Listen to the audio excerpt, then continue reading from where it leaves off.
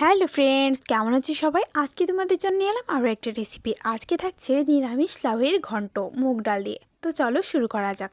আমি এখানে একটা লাউ থেকে অর্ধেকটা নিয়ে নিয়েছি। লাউটাকে সুন্দর করে কুচি করে কেটে নিয়েছি। তারপর এখানে শুকনো খোলায় মুগ ডালগুলোকে ভেজে নিতে হবে, একদম লাল লাল করে মুগ ডালগুলো ভেজে নিয়ে একটু জল দিয়ে ধুয়ে নিতে হবে। তারপর একটা কড়াইতে অল্প একটু জল দিয়ে তাতে কেটে রাখা লাউগুলো দিয়ে দেব। জলটা দিলাম এই জন্য যাতে নিচে থেকে পোড়া না লাগে। তারপর উপর থেকে কাঁচা লঙ্কা আর লবণ দিয়ে এগুলো মিক্স করে নেব। সমস্ত কিছুকে ভালো করে মিক্স করা হয়ে গেলে উপর থেকে একটা ঢাকা দিয়ে ঢেকে দেব।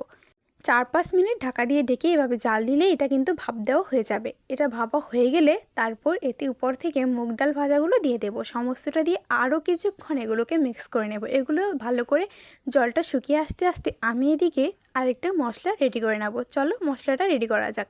একটা প্লেটে আমি সমস্ত কিছু মিক্স করে নেব। এখানে আমি নিচ্ছি জিরে বাটা আর হচ্ছে গোটা জিরে গুঁড়ো করা। গোটা জিরেগুলোকে সুন্দর করে টেলে তারপর শুকনো পাটায় বেটে নিয়েছিলাম। আর দিচ্ছি ধনে গুঁড়ো, লবণ, হলুদের গুঁড়ো, অল্প একটু মরিচের গুঁড়ো। সমস্তটুকু দিয়ে অল্প একটু জল দিয়ে এটাকে ঘন করে মিক্স করে নেব। এভাবে মশলাটা রেডি করে রাখলে ঝামেলাটা শেষ হয়ে যায়। তারপর আর এদিকে লাউটা নামিয়ে রেখেছিলাম। এখন এটাকে একটা কড়াইতে পরিমাণ মতো তেল দিয়ে দিলাম। তাতে দিয়ে দিলাম গোটা জিরে, তেজপাতা, শুকনো লঙ্কা, সব কিছু দিয়ে বানিয়ে রাখা মশলাটা দিয়ে দিলাম।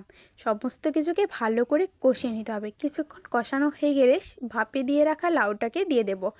আর আজকে আমি লাউর ঘন্টের মাঝে দিয়েছিলাম বড়ি। এই বড়িটা দিলে রান্নার স্বাদটা কিন্তু অন্যরকম হয়। তো অবশ্যই শীতকালে এই বড়িটা খেতে কিন্তু খুবই ভালো লাগে। তারপর উপর থেকে অল্প একটু চিনি দিয়েছিলাম যাতে পানসা না লাগে। তো এখন সমস্ত কিছু আরও ভালোভাবে মিক্স করে নেব।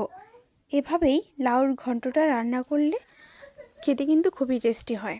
এভাবে অবশ্যই নিরামিষ লাউয়ের ঘন্ট রান্না করে খেয়ে দেখবেন। তো আজ এতটুকুই, ভালো থাকবেন সবাই, দেখা হচ্ছে পরে কোনো ভিডিওতে। টাটা।